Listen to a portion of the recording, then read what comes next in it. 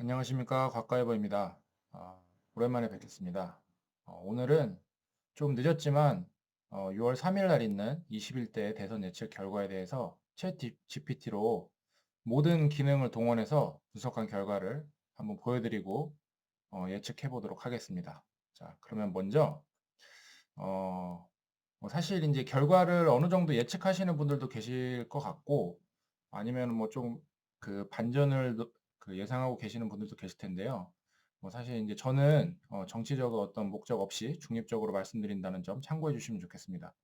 제가 이제 챗 GPT를 쓸 때 항상 말씀드리는 게, 먼저 내가 어떤 작업을 하려고 하는지 챗 GPT한테다가 먼저 얘기를 하는 게 좋다고 말씀을 드리거든요. 그래서 제가 처음에 바로 이렇게 뭐 21대 대통령 선거 결과를 알려줘, 뭐 이렇게 할 수도 있지만, 제가 이번에 분석한 방법은 첫 번째로 이 모델을 어, O3 모델을 썼습니다. 유료 버전을 사용을 하시면은 이 O3 버전은 고급 이성을 사용한다고 나오거든요. 그래서 이제 4보다 조금 더 정밀하게 이렇게 답변해주는 경향이 있습니다. 그래서 이제 이번에 O3 모델을 썼고요. 처음에 이제 질문을 어떻게 했냐면, 너는 대통령 선거 결과 예측 전문가야. 대통령 선거 결과 예측에 중요한 영향을 미치는 주요 요소를 5가지 알려줘. 이런 식으로 얘한테 내가 어떤 지표를 가지고 예상을 할 건지 얘한테 이렇게 먼저 물어봅니다. 그래서 그냥 물어보는 것보다 이런 식으로 조금 어떤 식의 접근을 할 건지를 먼저 얘한테 제안을 받는 거죠. 그래서 얘가 5가지, 첫 번째 거시경제 지표, 그리고 현직 및 레트로스펙티브 평가, 그리고 정당 후보 호감도, 이미지 격차, 그리고 기초 투표 지형과 핵심 스윙 지역, 그리고 투표 의향, 투표율 예상, 이런 식으로 5가지가 굉장히 이제 어, 대통령 선거 예측에 중요한 요소라고 이제 얘가 이제 답변을 해줬죠. 그래서 이제 제가 여기다가 하나를 또 추가 질문을 했어요.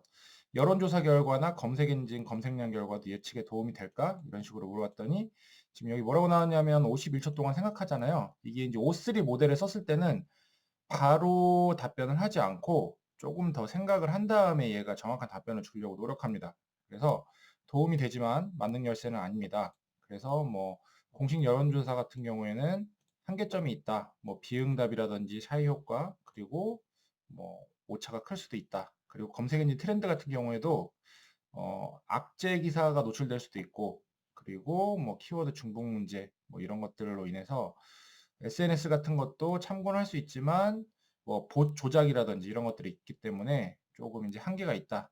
그래서 결론은 여론조사 같은 경우에는 투표 의향이 가장 직접적인 척도이지만 구조적 오차를 반드시 보정해야 된다. 그리고 검색량이라든지 SNS 같은 경우에는 어, 실시간으로 측정해 조기 경향 예측에 강점이 있으나 자급일 만한 단독으로는 신뢰도가 높습니다. 그래서 최적 전략은 뭐 이런 전략을 써라. 뭐 저도 이제 자세한 내용은 뭐 모르겠습니다만 어쨌든 이런 그 굉장히 이제 복합적인 것들을 고려를 해서 어, 예측 오차를 체계적으로 줄일 수 있다라고 이제 얘기를 해요. 그래서 제가 얘가 이제 21대 대통령 선거에 제대로 알고 있는지 간단히 설명을 일단 했습니다.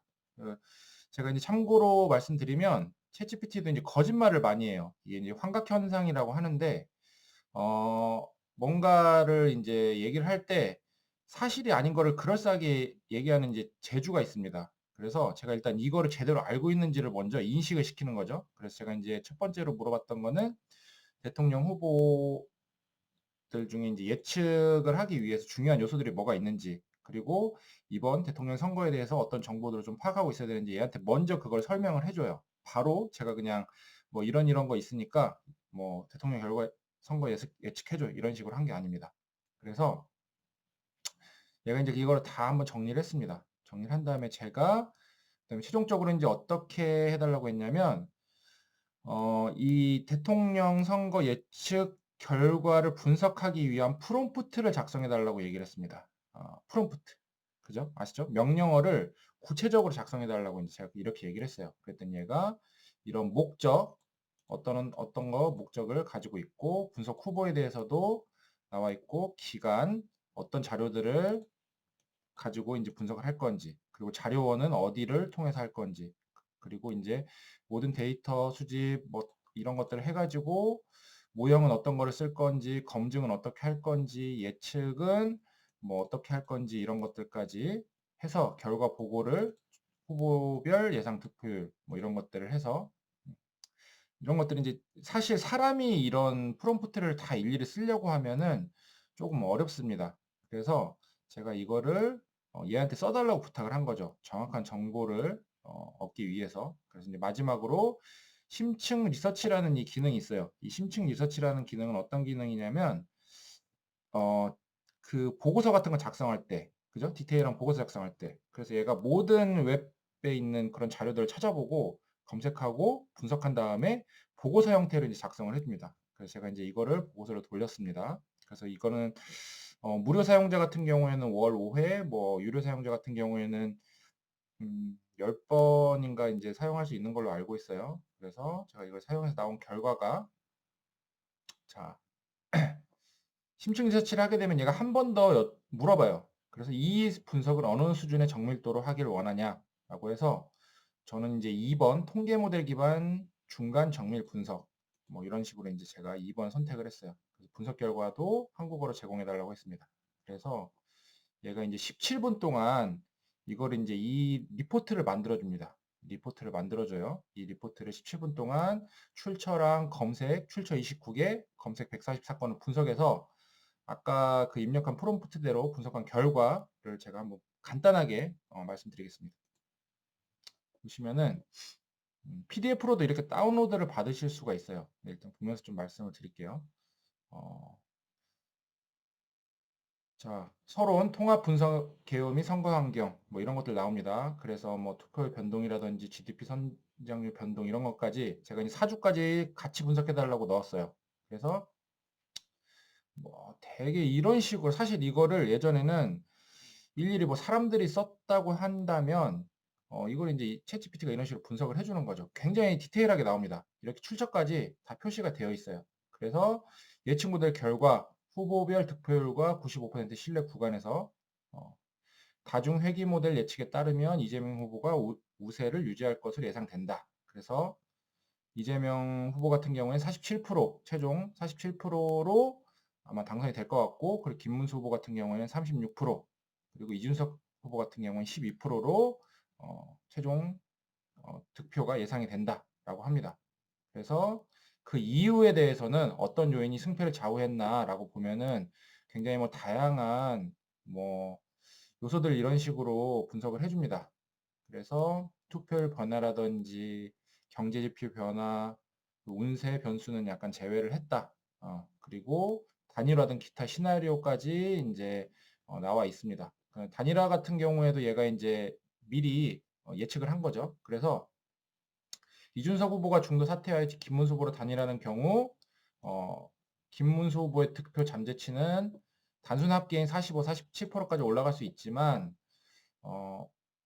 결국에는 단일화가 성사되더라도 이재명 50% 미만, 김문 45% 내외 접전이 될 것으로 추정한다. 그래서 결국에는 단일화를 하더라도 이재명 후보가 우위가 확인된다. 그렇게 해서 이런 식으로 나와 있습니다. 그리고 제한 사항으로는 뭐 이런 뭐 좀 변수들이 있다라고 이제 얘기를 했어요. 그래서 제가 이거를 일단 이 정도로 처음에 이제 이렇게 출처가 다 나옵니다. 고용 지표라든지 뭐 이런 것들 나오고요. 그래서 제가 이제 그 다음으로 지금 이 분석을 했던 거는 이 사전투표 전에 이제 먼저 분석을 했었어요. 그래서 이번에는 사전투표율을 반영해서 혹시 결과가 어떻게 달라지고 있는지를 제가 한번 그것도 한번 해봤습니다. 며칠 후에 이 먼저 사전투표 전에 한번 이렇게 돌려보고 이재명 후보가 우세가 예상된다. 50% 정도로 그 결과를 보고 나서 혹시 사전투표의 내용이 그 사전투표의 내용이 어떤 결과에 영향을 미칠 수 있는지도 제가 한번 조사를 해봤거든요. 이것도 마찬가지로 심층 리서치로 똑같이 돌렸습니다. 그래서 제가 이제 어떤 식으로 넣어놨냐면